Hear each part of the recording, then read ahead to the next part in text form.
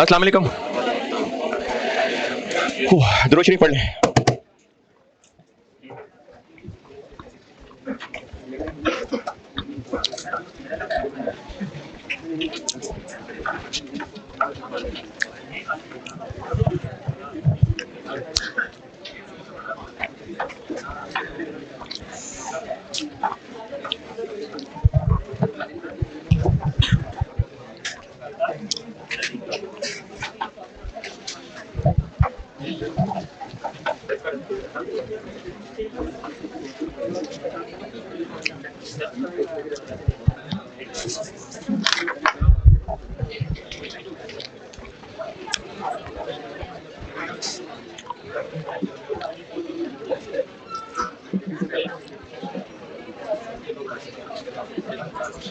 अगर पीपीई का नोट मांगा जाए तो कल उसकी प्रैक्टिस करवा दी और एक सवाल होमवर्क भी दिया था, किया भी होगा, मसले भी नहीं होंगे। क्या मसला? कैसे किया?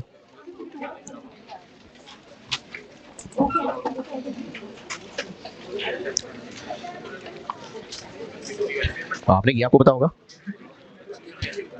तो देख के लिखा। वर्किंग किधर की है रिवर्शन वाली? ये 14 आपने अपने तौर पे बनाया जो बनाना था। एलिमिनेशन कितना लिखोगे? लिखो 48।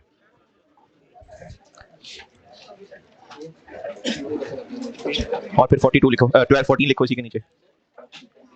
वर्किंग में 14 निकाला हुआ है ना आपने, तो बस हो गया।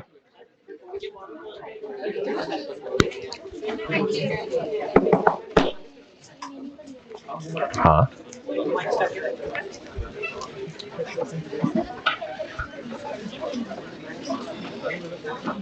अच्छा, वो सॉल्यूशन में यूजफुल लाइफ 16 लिखी होगी शायद, कि 20 लिखी हुई है?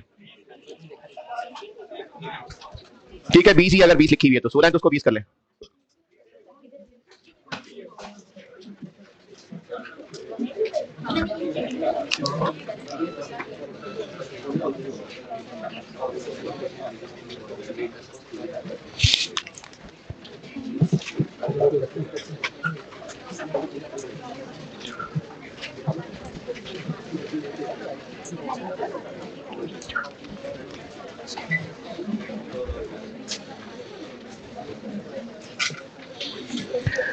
इन्वेस्टमेंट प्रॉपर्टी का नोट, अगर इन्वेस्टमेंट प्रॉपर्टी का नोट रिक्वायर्ड हो तो पीपीई की तरह इसका भी एक नोट होता है।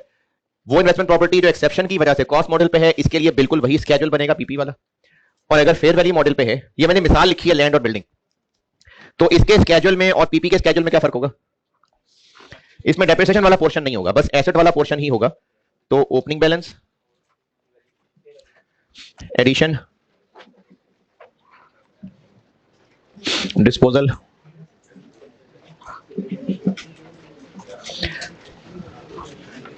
ट्रांसफर और फेयर वैल्यू गेन और लॉस, क्लोजिंग बैलेंस।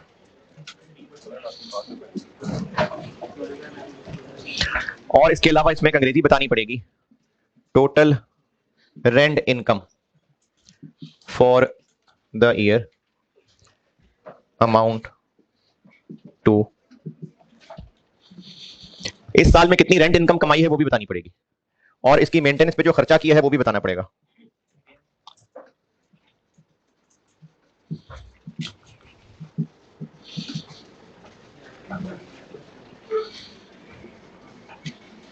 ये इन्वेस्टमेंट प्रॉपर्टी का नोट है।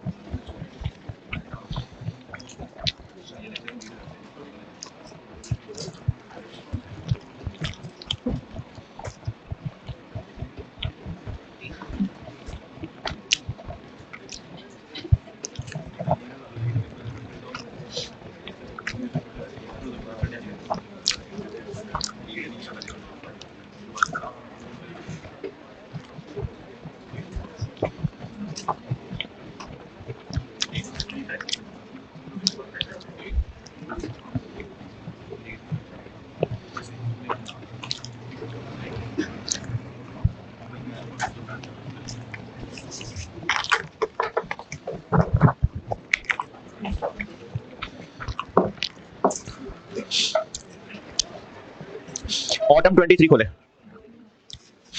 ऑटम 23 रिसेंट, ऑटम 23 किताब में नहीं होगा, किसी दौर में ग्रुप में शेयर किया होगा। ऑटम 2023, सितंबर 2023, क्वेश्चन नंबर 9 खोले करता हूं।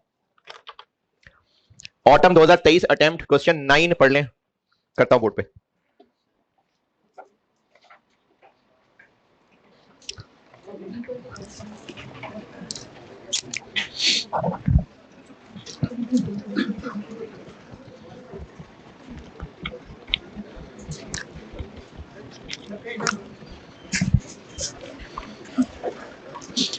ऑटम 23 अटेम्प्ट के पेपर का आखिरी पेज होगा।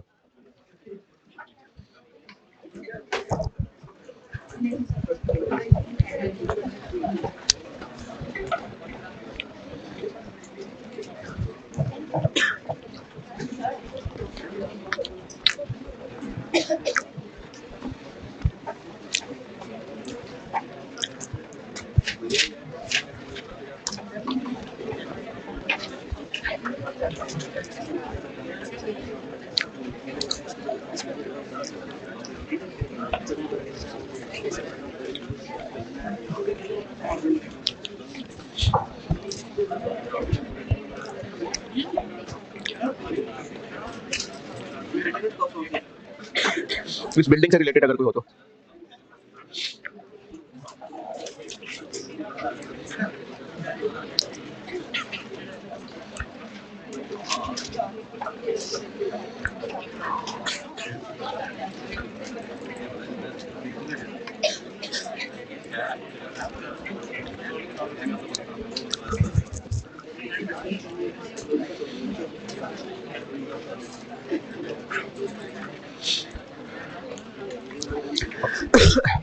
ऑटम 23 अटेम्प्ट का क्वेश्चन 9 कहा है पढ़ने को? पढ़ने लगे हैं, चलें, अच्छी बात है।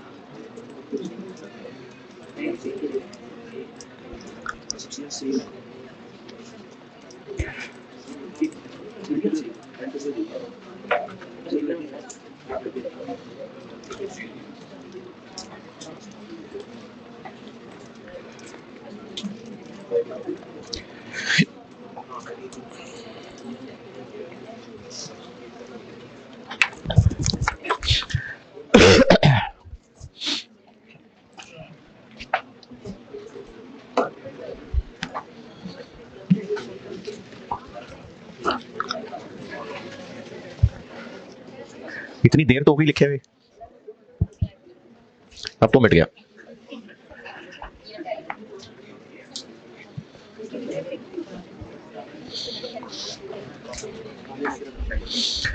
क्या रिक्वायर्ड है? पीपीई का नोट और इन्वेस्टमेंट प्रॉपर्टी का note.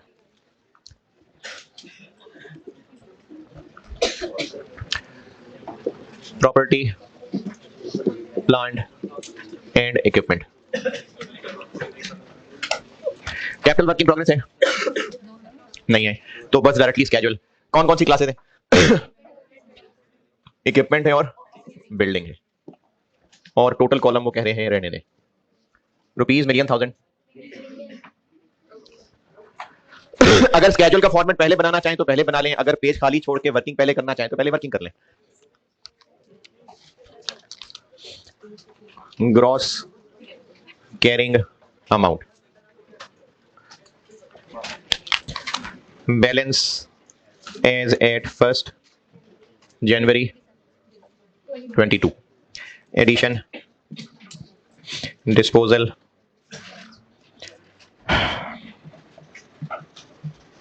elimination of accumulated depreciation, revaluation, balance as at 31 December 22.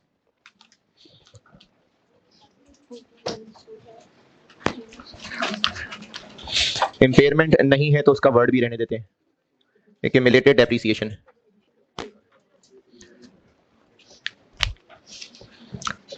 Balance as at 1st January 22. Depreciation for the year. Disposal. Elimination of accumulated depreciation. Balance as at 31 December 22. Net carrying amount as at 31 December 22. Useful life, depreciation rate, depreciation method, measurement model. वो है ही नहीं ना, मुझे पता है सवाल में नहीं है. अगर वो जो ट्रांसफर हुआ है वो इन्वेंट्री से ट्रांसफर है, पीपीई से तो नहीं है ट्रांसफर.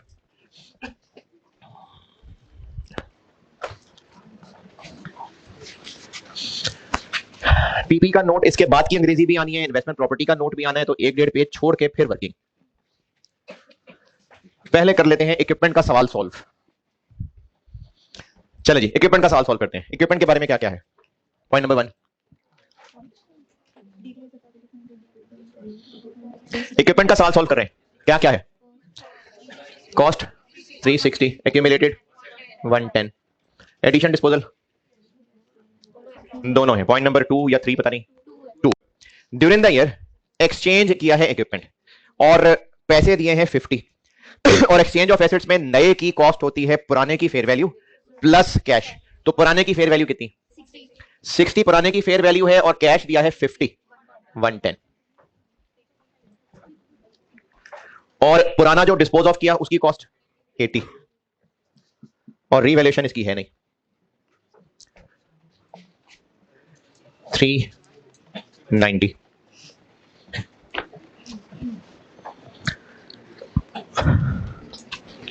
रिड्यूसिंग बैलेंस मेथड है आपके लिए, वो बच्चों वाली बात है. डिस्पोजल वाला पहले इसकी बुक वैल्यू लानी पड़ेगी साल के शुरू तक. कब खरीदा था? 1 जुलाई 19. तो पहले साल के लिए आ गए 6 महीने. उसके बाद 20 पूरा और 21 पूरा, 2 साल.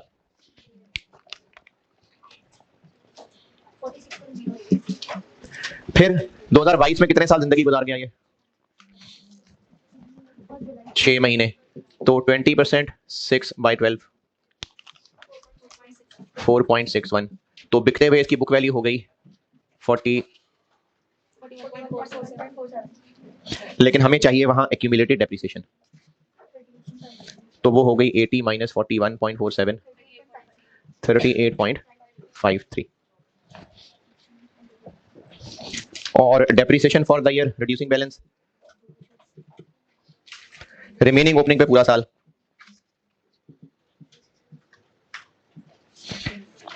रिमेनिंग ओपनिंग कॉस्ट थी 360, एक्यूमुलेटेड थी 110 और जो बिका उसकी साल की शुरू की बुक वैल्यू और पूरा साल पॉइंट, और जो बिका और जो खरीदा कितने महीने?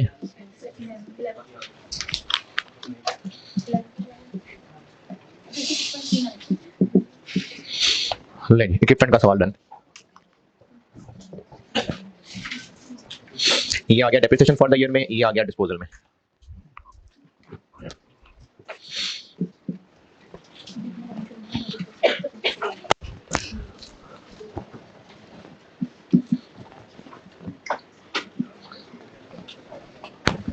रिवैल्यूएशन इसमें है नहीं।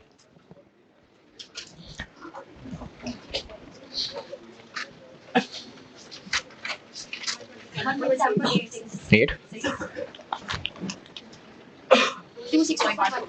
26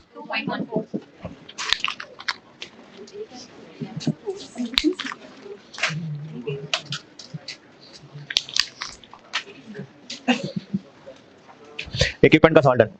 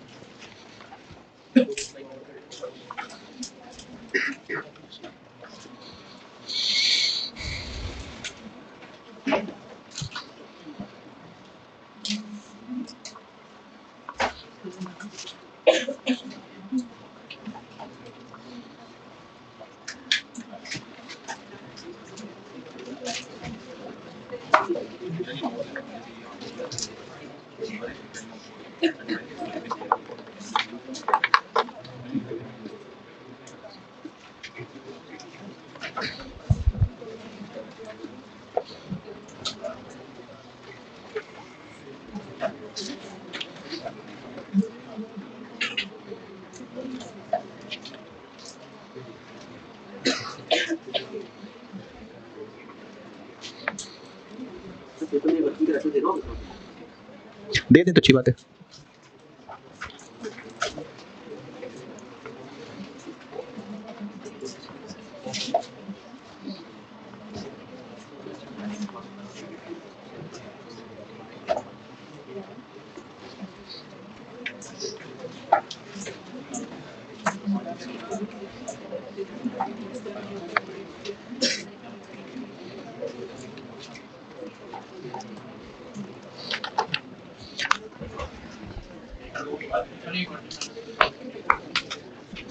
अच्छा, कल वाले सवाल के बारे में ना एक बच्चे ने सवाल पूछा था, बाकी लोग भी सुन लें।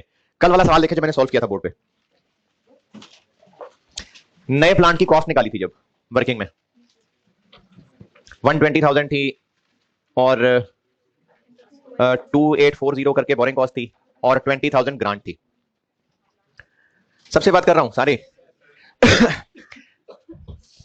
IS 23 पढ़ाते हुए भी बताया था और बाद में फिर IS 20 पढ़ाते हुए ये बात रिपीट की थी।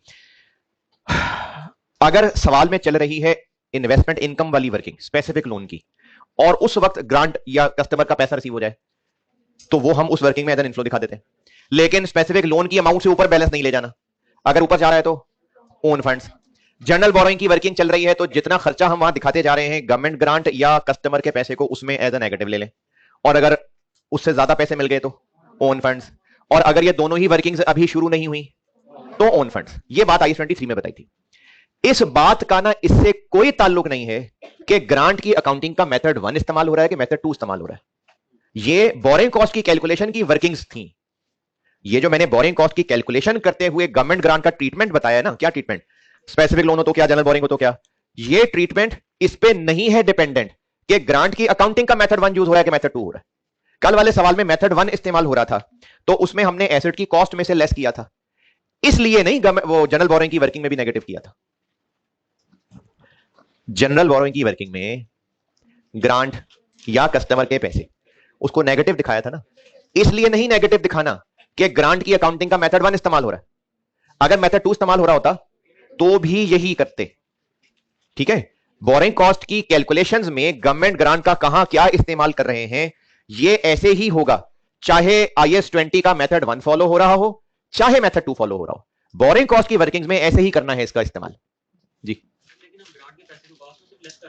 ओरिजिनली से लोन वापस करने में यूज कर दिया तो डबल आउटफ्लो हो गया।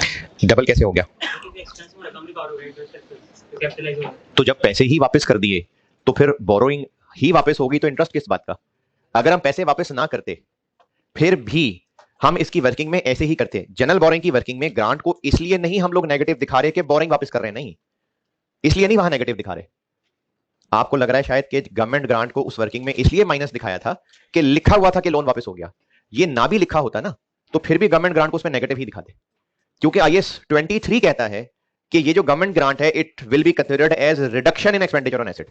वो ट्रीटमेंट ही यही कहता है करने को, चाहे लोन वापस कर रहे हैं चाहे नहीं कर रहे हैं। ये उस वर्किंग में ऐसे ही डील होना है क्योंकि IS 23 ने कहा हुआ है ऐसा करने को। लोन वापस करने की वजह से नहीं माइनस कर रहे थे, ना भी लोन वापस कर रहे होते फिर भी वहां से लेस करना है उसको। बेटे कॉस्ट में तो माइनस करना है क्योंकि IAS 20 की ट्रीटमेंट है कि मेथड 1 फॉलो करना है। ये डबल आपको लग रहा है डबल हो रहा है, तो डबल एंट्री होती है ना चीजों की, कैश डेबिट और एसेट क्रेडिट। चूंकि एसेट क्रेडिट हुआ तो एसेट में से लेस होता नजर आ गया आपको, कैश डेबिट हुआ तभी तो पैसा आया है। Equipment done. बिल्डिंग, बिल्डिंग पे रिवैल्यूएशन मॉडल है तो वही रिवैल्यूएशन वाला अपना टेबल बनाना पड़ेगा।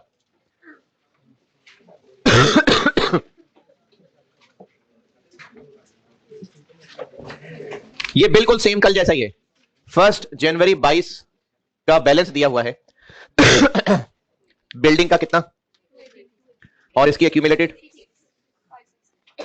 ये बिल्कुल वही चीज है जो कल वाले सवाल में 70,000 और 14,000 था। तो वर्किंग में कितना आ जाएगा 224 और यहां पर है भी के P&L में है, इधर सरप्लस में है 32।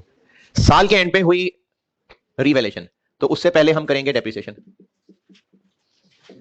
सेम कल वाला ही पॉइंट है, आप चाहें तो रिवैल्यूड अमाउंट को 10 पे डिवाइड कर लें या फिर इसको रिमेनिंग पे कर लें। रिमेनिंग कितनी रह गई थी 8, क्योंकि 28 करके 2 साल गुजरे थे तो 56 बना था, तो 8 बाकी रह गए थे। तो आप चाहें तो 280 डिवाइडेड बाय 10 कर लें, चाहें तो 224 डिवाइडेड बाय 8 कर लें, और इसको तो करना ही डिवाइड बाय 8 है। 19628 और 31 दिसंबर 22 रीवैल्यू होके 15640, यहां 28 है तो यहां 12 आ गया। ये टेबल हमें इस स्केड्यूल के लिए भी चाहिए और जो स्केड्यूल के नीचे अंग्रेजियां लिखनी होती हैं उसके लिए भी चाहिए। तो डेप्रिसिएशन आ गई 28 और accumulated eliminate 84, accumulated depreciation debit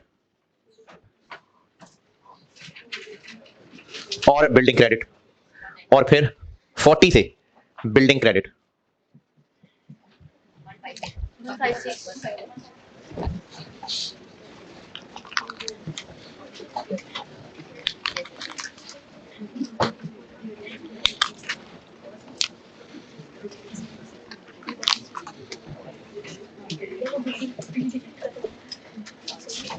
building done.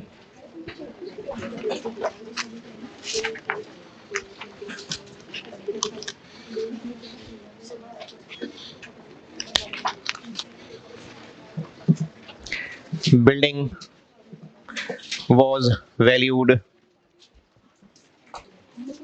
Building was valued by कौन? By an independent valuer on 31 दिसंबर 22। और अंग्रेजी, building would have been carried at 168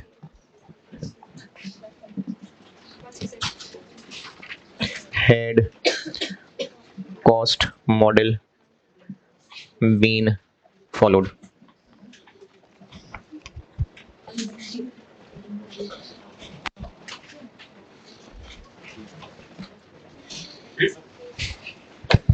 लिखते क्यों नहीं है?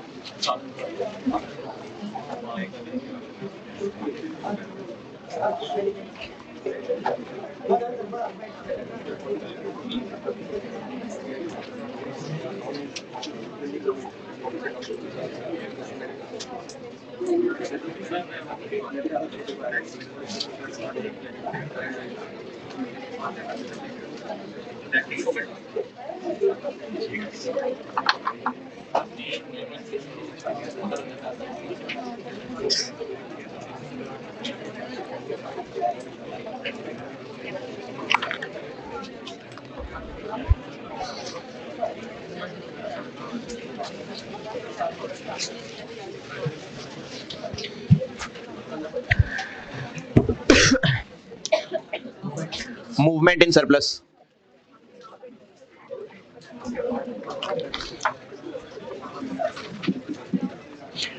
Balance as at 1st January 22, revaluation, transfer,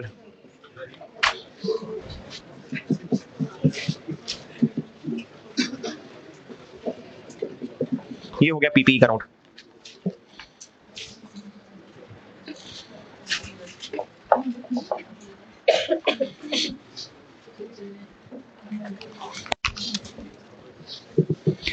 investment property का note,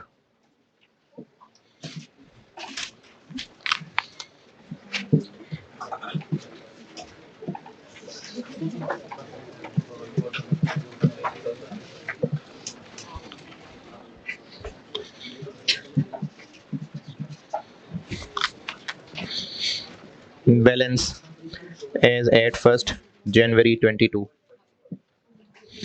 addition, disposal, transfer,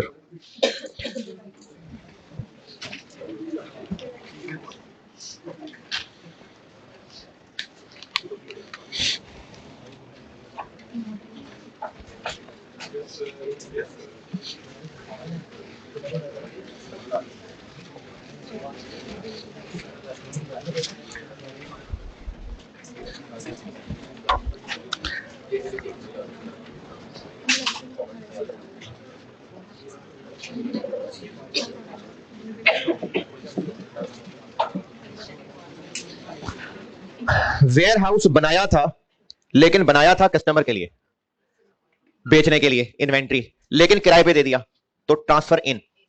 और transfer इन करके फेयर वैल्यू मॉडल पे लाना है, इसलिए फेयर वैल्यू पे अपडेट करके ट्रांसफर इन करते हैं। तो किस अमाउंट पे ट्रांसफर इन हुआ होगा? 1 अप्रैल, ट्रांसफर इन 73। कस्टमर को बेचने के लिए प्रॉपर्टी बनाई थी। सवाल पढ़ोगे तो पता चलेगा ना, कहां है सवाल?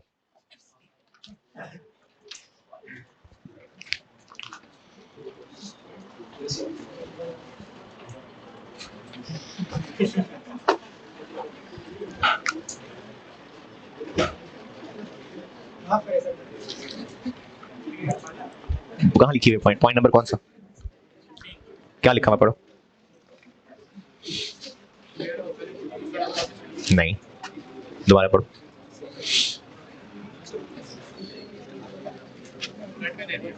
इससे पहले कस्टमर को सेल करना था, तो इन्वेंट्री थी। 1 अप्रैल को किराए पे दे दिया, तो इन्वेंट्री से निकल के आईएस 40 में आ गया। किस दिन? 1 अप्रैल। तो उस दिन की फेयर वैल्यू पे ट्रांसफर इन किया। फिर ईयर एंड पे आके दोबारा से फेयर वैल्यू पे अपडेट करना है, फेयर वैल्यू मॉडल 80। तो इसका मतलब है कि 7 total rent income for the year amounts to 89।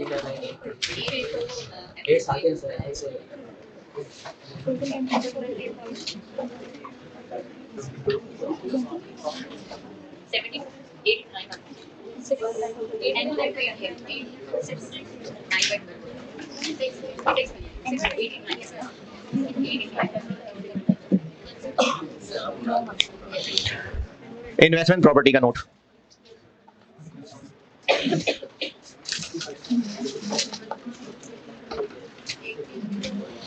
Mixed आईएस बहुत है। मिक्स्ड आईएस डन ना, और क्या? मैंने छुट्टी किस बात की?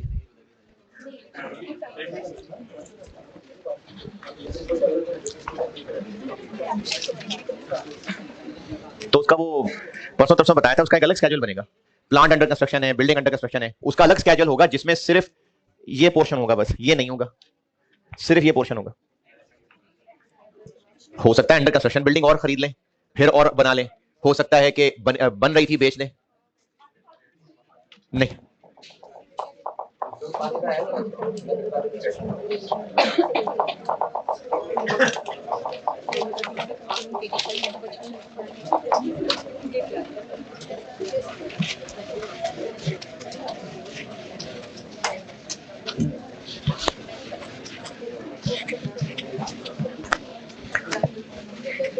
FAR 1 के आसान तरीन टॉपिक्स में शामिल है statement of changes in equity. आसान तरीन नंबर आ जाए, लेने आसान होते हैं। Statement of changes in equity, इसको प्यार से कहा करेंगे सोसी। और इसका जो फुल फ्लैज सवाल होता है उसमें ना IS 8 भी मिक्स होता है, लेकिन वो मैं पढ़ाऊंगा बाद में। तो फिलहाल इग्नोरिंग IS 8, इसका असल जो सवाल आता है पेपर में कंप्लीट, वो IS 8 के साथ मिक्स होता है। तो IS 8 अभी नहीं पढ़ा है तो उसके बगैर सोसी। खुद ही IS 1 है, IS 1, ये IAS 1 है।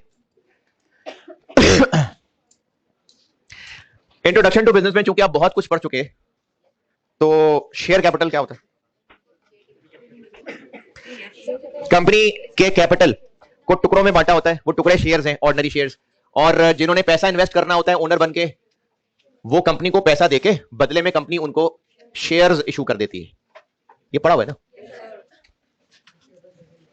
फिर बाद में डिविडेंड मिलता है, ये भी पढ़ा हुआ है।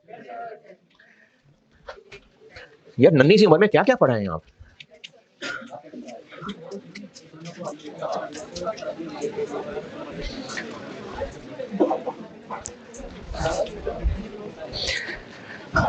इक्विटी होती क्या है? इक्विटी कैपिटल होती है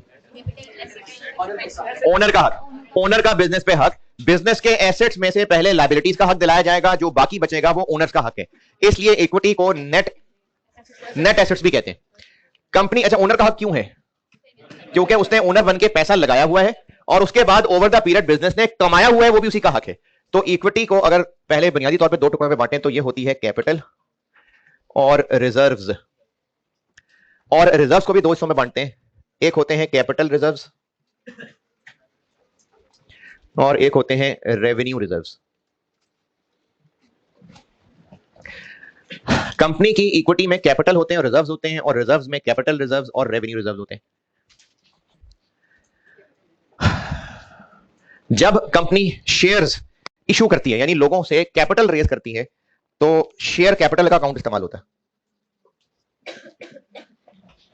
कंपनी की इक्विटी में कैपिटल मतलब शेयर कैपिटल, कैपिटल रिजर्व ये मुख्तलिफ नाम है, जिनमें से एक शेयर प्रीमियम है। शेयर प्रीमियम, मुझे खुद नहीं राइटिंग समझ आ रही। Premium, discount,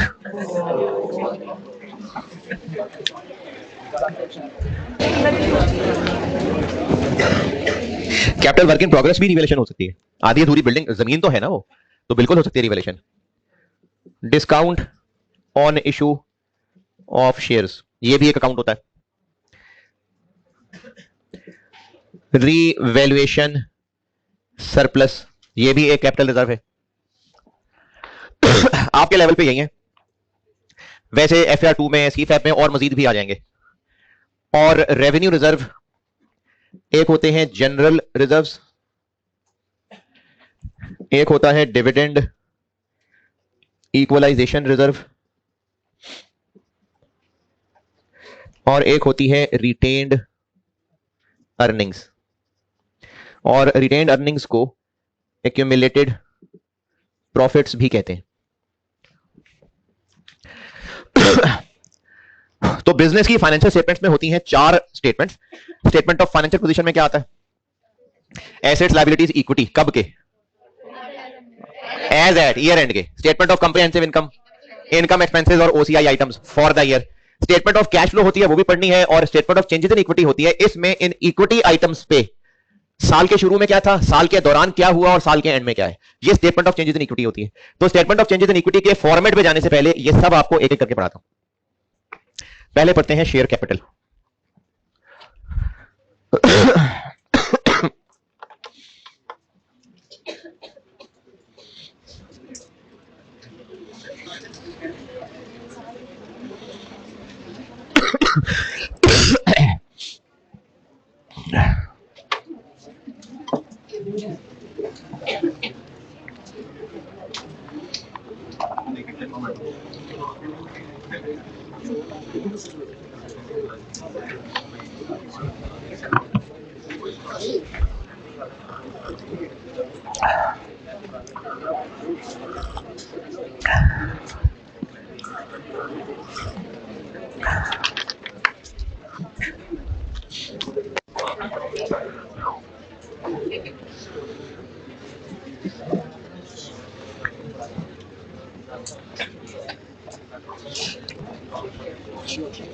issue of shares, ये सब चीजें एक एक करके पढ़ा के ना फिर मैं स्टेटमेंट का फॉर्मेट बताऊंगा। कंपनी शेयर इशू कब करेगी? जब ओनर्स बिजनेस में पैसा इन्वेस्ट करेंगे ओनर बन के, तो बदले में उनको शेयर इशू होंगे।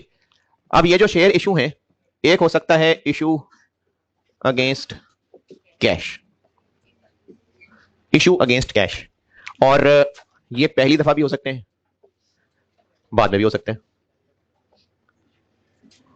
और ये जो बाद में होते हैं इनको राइट इशू भी कहते हैं। ये सुना है ना right issue? Introduction to business में पढ़ो है, पहले और बाद में। कंपनी जब पहली दफा ओनर से पैसा लेगी तो वो पहले हो गया, उसके बाद जब ओनर ने और मजीद कैपिटल इन्वेस्ट करना होगा तो वो बाद में हो गया। जब भी कंपनी को ओनर से पैसा लेना है, कैश के अगेंस्ट शेयर इशू होंगे। एक तो इसमें बात पता होनी चाहिए कि इसकी अकाउंटिंग क्या होगी।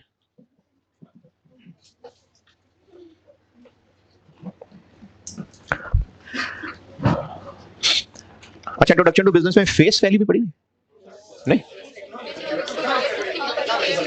शेयर की फेस वैल्यू नहीं पढ़ा हुआ? अच्छा चलें फिर मैं आपको ना फेस वैल्यू बताता हूं। फेस वैल्यू, नॉमिनल वैल्यू, पार तो पता तो है, पढ़ा तो है। फेस वैल्यू, नॉमिनल वैल्यू और पार वैल्यू, जब नहीं, face value, nominal value, par value एक ही बात है। कंपनीज करती ये हैं कि जब अपना शेयर इशू करती हैं तो उसके लिए ना एक स्टैंडर्ड अमाउंट तय कर लेती हैं। जैसे मिसाल के तौर पे अगर पाकिस्तान में करेंसी के नोट्स सिर्फ 100 रुपए वाले होते तो एक नोट के ऊपर 100 रुपए लिखा तो ये उस नोट की फेस वैल्यू है। अब जितने पैसे देने हैं वो 100 के नोट से देख लेंगे कितने बनने हैं। तो कंपनीज जब शेयर इशू करने लगती हैं तो स्टैंडर्डाइजेशन के लिए, आसानी के लिए एक स्टैंडर्ड वैल्यू सेट कर लेती हैं शेयर की।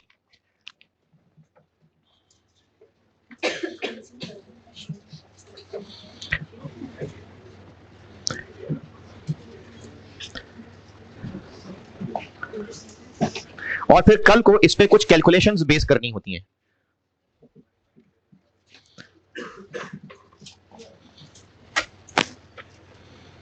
जैसे अगर कंपनी ने 10% डिविडेंड दिया तो किसका 10%? फेस वैल्यू का। 15% प्रीमियम है, किसका 15%? फेस वैल्यू का। तो कंपनी ने शेयर इशू करना होता है तो एक स्टैंडर्ड वैल्यू रखती है, उसको फिर बेस बना के कुछ कैलकुलेशंस करनी होती है। इसको फेस वैल्यू, नॉमिनल वैल्यू या पार वैल्यू कहते हैं।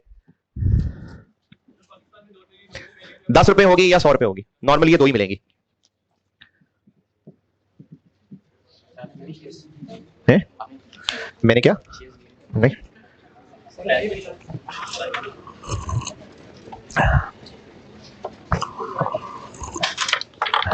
गरीब आदमी है, कहां इन्वेस्ट करेगा?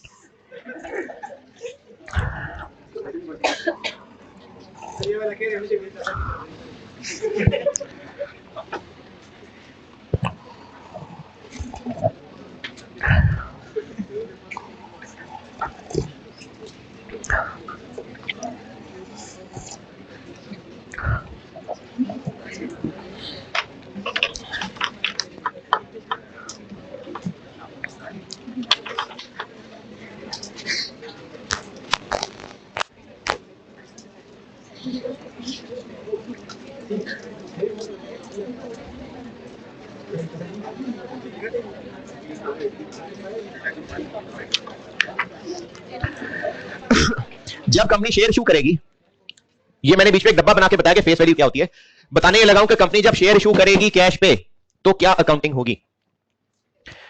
3 सिनेरियो हो सकते हैं। ये जो इशू है 3 सिनेरियो हो सकते हैं। ले जी ऊपर आ गए। या तो कंपनी ने इशू किए हो सकते हैं shares at par,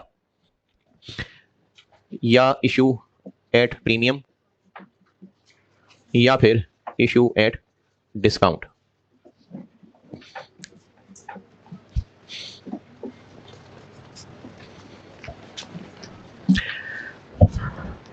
normal business जब ओनर पैसा इन्वेस्ट करता है तो क्या एंट्री होती है? Cash debit, capital credit. Company भी यही एंट्री करेगी, लेकिन चूंकि कंपनी ने फेस वैल्यू तय की हुई है, इसलिए शेयर कैपिटल के अकाउंट में हमेशा फेस वैल्यू ही आएगी। तो जब शेयर इशू किए पार पे, क्या मतलब है इशू एट पार? अगर फेस वैल्यू 10 रुपए है तो ओनर से 10 रुपए ही लेके एक शेयर दे देंगे, तो इसको कहेंगे इशू एट पार। और इशू एट प्रीमियम क्या होगा? 10 रुपए फेस वैल्यू वाला शेयर देंगे, लेकिन बदले में कैश 10 से ज्यादा लेंगे। Issue at discount, face value 10 रुपए वाला एक शेयर देके पैसे 10 से कम लेंगे, तो इशू एट डिस्काउंट। चाहे जो भी हो, कैपिटल क्रेडिट फेस वैल्यू से ही होता है। तो तीनों शाखों में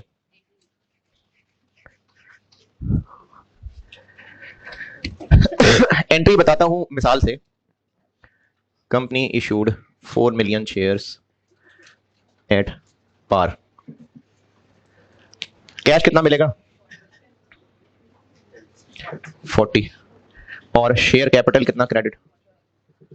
40। Issue at par. और अगर इशू एट प्रीमियम है, मिसाल के तौर पे company issued 4 million shares eight ₹14 each, तो कैश कितना डेबिट होगा?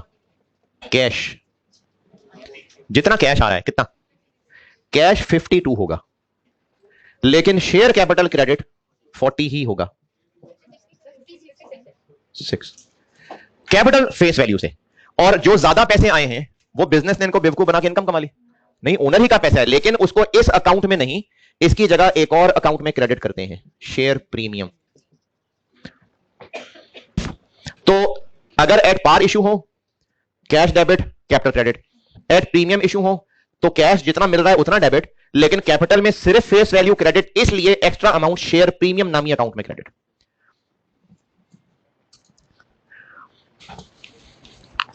और अगर डिस्काउंट पे इशू कर रहे हैं,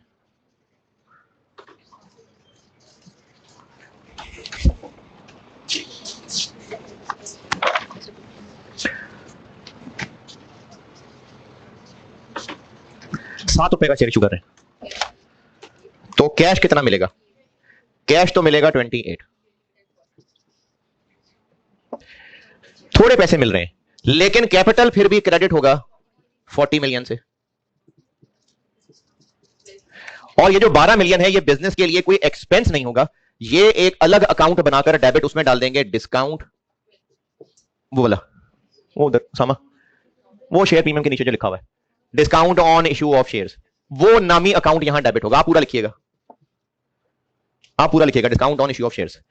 ये भी और ये भी हैं दोनों इक्विटी ग्रुप के अकाउंट। ये दोनों इसलिए क्रिएट करने पड़े कि कैपिटल में फेस वैल्यू क्रेडिट जानी थी। ये होते हैं अगर शेयर इशू हो कैश पे।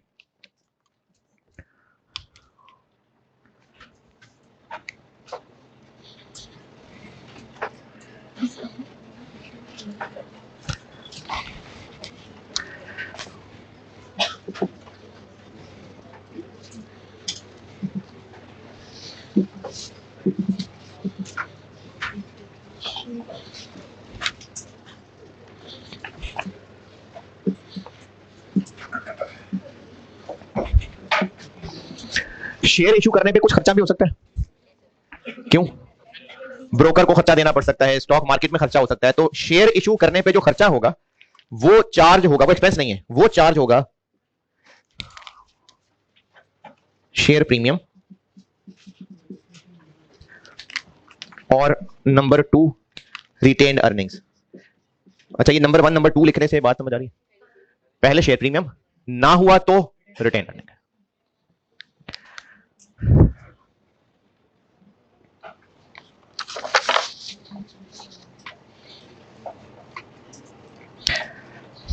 असद शब्बीर 99, चलो गुड भाई। खदीजा मजहर 96, ठीक है गुड। कुमैल अस्करी 95, गुड। महक जहूर 95, गुड। ब्रायन 93 और अब्दे मुस्तफ़ा अतारी 93, चलो ठीक है गुड।